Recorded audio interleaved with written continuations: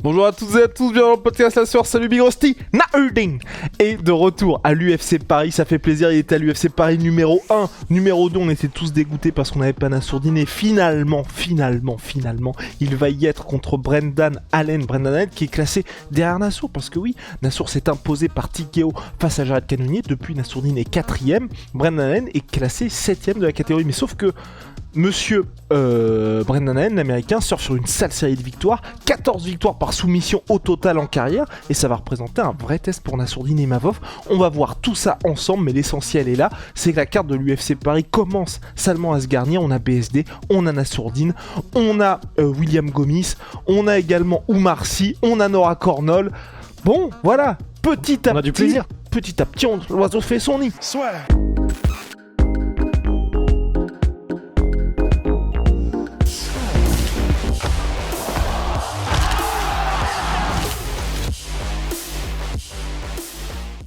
Nassourdine Imavov, Brendan Allen qui est pas le plus connu des prétendants à la ceinture chez les middleweight, mais qui commence à se faire un sale CV, Big Rusty. Ouais, en fait, mais c'est ça que je kiffe, c'est que là vraiment, il y a ce côté avec Nassourdine, je m'en bats les couilles, mettez-moi qui vous voulez, je le prends, alors que il est classé derrière, effectivement, puisque Nassourdine est numéro 4, Brendan Allen numéro 7. Donc Nassourdine aurait pu faire un peu la fine bouche en mode maintenant, moi je veux que aller de l'avant et machin. Non, il s'en fout, donnez-moi tout le monde, je les pilonne. Donc déjà ça, ultra stylé. Et Brendan Allen, alors pour faire du coup le petit tour du proprio, alors effectivement il est sur une très très grosse série de victoires à l'UFC, dont beaucoup par soumission et dont encore plus particulièrement par étranglement arrière. C'est un vrai opportuniste des soumissions, dans le sens où, par exemple là le dernier combat contre Chris Curtis, la majorité du combat il l'a fait debout avec relativement peu de tentatives de takedown. C'est juste que c'est un gars, il est bon partout, il aime bien quand c'est un peu sale. C'est pas quelqu'un qui est debout hyper propre, il va chercher à. Mais attention, il fait mal, il est capable de mettre des gros knockdowns avec ses poings, il est capable de mettre des gros knockdowns avec ses genoux, il a un striking qui est extrêmement divers, avec des angles divers, des coups de pied dans tous les sens, tous les niveaux, tous les angles, des types, des low kicks, des machins, des obliques, à la tête, au corps. Il varie énormément. C'est quelqu'un qui a vraiment le MMA dans le sang. Tu sens que ce soit striking, que ce soit les transitions avec ses timings, que ce soit au sol, c'est pas quelqu'un qui est aussi léché, par exemple, notamment en striking, qu'un Nassourdine ou qu'un Adesanya ou que des gars où tu sens que vraiment le style est académique et ils sont vraiment, c'est extrêmement propre quand ils font quelque chose. Lui, tu sens que c'est un gars qui a capté le bail de si je peux te mettre un coup et qu'à la fin je te chope la nuque et que je viens avec un coude ou un genou, un machin, et puis tu sens que c'est peut-être ça qui fait que son style est pas aussi spectaculaire que des gars comme Nassourdine, ou quand il met des jabs, t'as l'impression qu'il a passé la vitesse du son, etc. Mais il est efficace, il fait mal, il a de l'attitude et il est dangereux mine de rien partout. Donc, c'est un peu un bourbier parce que, comme tu l'as dit, il y a tout ça en termes de compétences et en plus, c'est pas le mec qui est le plus connu du top 10, loin de là. Là, il était censé faire son combat le dernier contre Marvin Vettori. Finalement, du coup, ça s'est pas fait et c'est Chris Curtis qui l'a pris pour le 5 rounds. C'était galère. Moi, si je me souviens bien, je crois que je l'ai donné à Chris Curtis, mais faut se le farcir aussi, d'autant que c'est resté quasiment que debout. Et là où je me dis que c'est piégeux de ouf parce que son style est pas facile à appréhender, il est un peu étrange, son timing, ses manières il est pas facilement prévisible et tout. Mais je pense que Nassourdine a largement les armes pour non seulement gagner, mais potentiellement le finir et avec style. C'est ça qui est vraiment bien avec ce combat-là, et je finirai là-dessus, mais c'est que il est chaud partout, Brendan Allen, mais je crois que le Nassourdine qu'on connaît maintenant, là, il y a vraiment moyen grosso modo, qu'il fasse le bail de je vais te montrer qu'il y a des niveaux, en fait. 3 places d'écart, mais un monde, tu vois. Pas mal ça. Oh, pas mal. Ah ouais. Notons. Non, mais en plus, donc on en parlait avec Nicolas Haute, qui était en stage au Lasseur Gym ce week-end. Donc Nicolas Haute, head coach de Nassourdine Imavov, qui disait en plus pour lui, ce qui est l'autre bonne nouvelle, c'est que c'est un combat donc en 3 rounds, et que là pour lui Nassourdine va vraiment pouvoir lâcher les chevaux Et donc, qui confirme ce que tu disais juste avant, c'est que là, l'ambition, ça va effectivement être de finir Brendan Allen. Ben, et c'est pour ça. Et on a vu Brendan Allen sur la durée. Je sais pas si on peut dire que c'est Chris Curtis qui chopait son rythme et sa distance de plus en plus, mais en tout cas, bon, c'est aussi parce qu'il est plus petit et puis c'est les styles qui font les combats, mais il a été un peu chassé pendant tout le combat par Chris Curtis. Et à la fin du combat, Chris Curtis avait vraiment commencé à trouver. euh, il touchait de plus en plus souvent. Il avait vraiment réussi, j'ai l'impression, malgré le fait qu'il a un style qui est un peu bâtard, Brendan Allen, qui est pas facile à appréhender, qu'il avait vraiment, qu'il l'avait, comment est-ce qu'on dit, résolu en quelque sorte, tu vois. Donc, c'est, en fait, maintenant qu'on a vu Nassourdine et qu'on sait à quel niveau il tourne, je vais pas dire que j'ai pas peur que ça, quand ça ira au sol, si ça y va, parce que c'est pas vrai, tu vois, il peut tout se passer. Et, mais on a vu d'ailleurs dans le combat contre Chris Curtis, le tout dernier là, on a vu que ça a été plusieurs fois au sol avec Chris Curtis et plusieurs fois il l'a eu même dans son dos Brendan Allen, je crois 3-4 fois dans le combat et il a parfaitement réussi à défendre parce que c'est vraiment un vieux roublard Chris Curtis, il a vraiment une expérience de fou dans tous les domaines, il se part tout le temps à Extrême Couture avec Sean Strickland et avec tout le monde et tu sentais que comme il n'y avait pas cette espèce de... Comme il a ce très très gros niveau dans tous les domaines et qu'il a cette expérience, il n'a pas paniqué.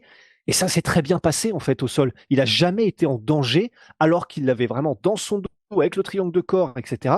Il n'a jamais été vraiment en danger au sol, Chris Curtis. Je J'aime pas quand on fait ça parce que tu as l'impression que du coup ça va être tranquille pour Nassourdine et je déteste ça parce que c'est pas le cas. C'est le numéro 7 mondial et il est sur, je crois, 8 victoires d'affilée. C'est pas pour rien. C'est un tueur à gages, Brendan Allen. Mais en fait, c'est maintenant, c'est un peu un problème de riche, mais avec Nassour, quand on voit ce qu'il a été capable de faire contre les derniers adversaires, c'est peut-être un biais qui est pas bon pour nous, fans du sport, mais j'ai vraiment envie de me dire, là, je vois mal comment Brendan Allen, à moins qu'il arrive à sonner Nassourdine, et ce qu'il a beaucoup fait, hein, il arrive à sonner les gars, il leur plonge dans le dos et il les termine. C'est pour ça que je disais en début de podcast qu'il était vraiment opportuniste, c'est que par contre, quand il a l'odeur du sang et qu'il t'a un peu mis groggy, il te plie, mais comme un papier cadeau, comme un t-shirt, en vraiment en quelques secondes. Et il faut pas longtemps pour taper quand t'as Brendan Allen dans le dos qui a la soumission verrouillée et notamment surtout l'étranglement arrière. Mais voilà, en fait, j'ai envie de me dire, on sait à quel point il est complet maintenant Nassourdine et à quel point il ne craint pas d'aller dans quelque domaine que ce soit. Et debout, avantage de vitesse. Alors là, c'est sûr et certain que ce sera à Nassourdine. J'ai envie de dire profondeur technique aussi, parce qu'il a une grande variété de coups, Brendan Allen, mais enfin tu sais, tu peux savoir faire tous les coups du monde, mais tu as un mec qui va savoir mettre un jab, mais à la perfection, il va te battre, tu vois.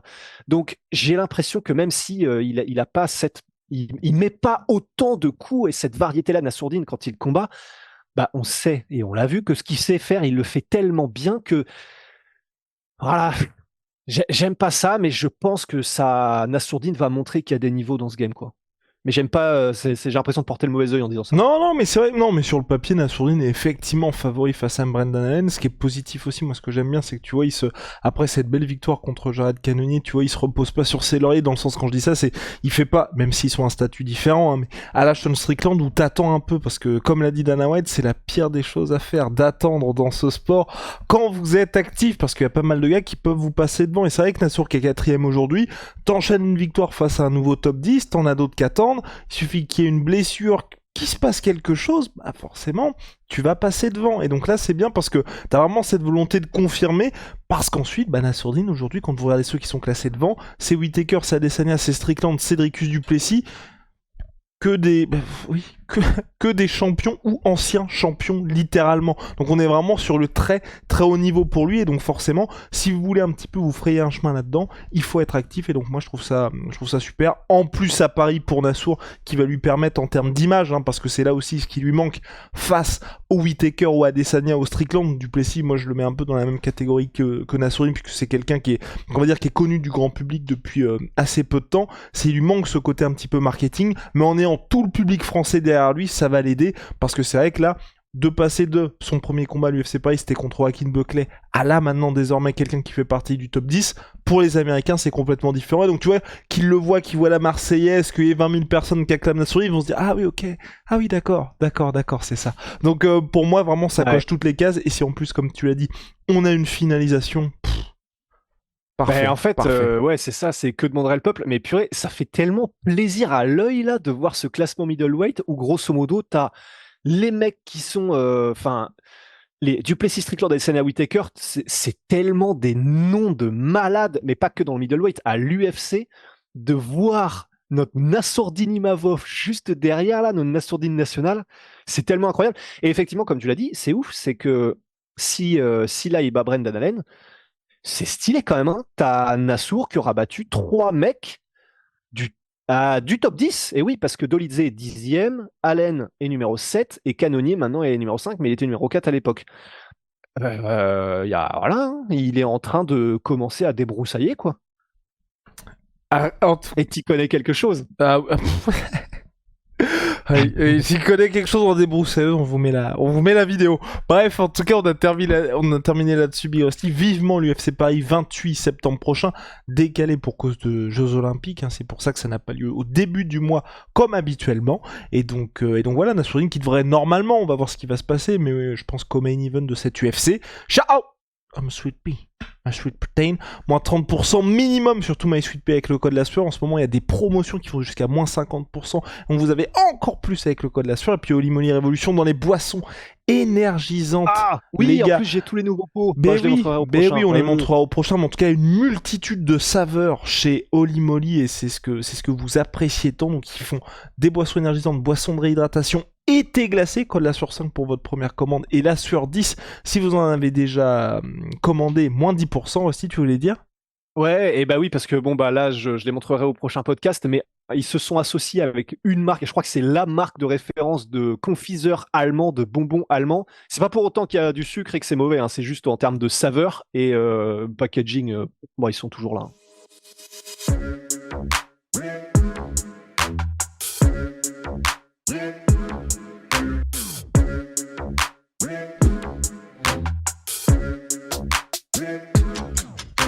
I'm fucking coming for you!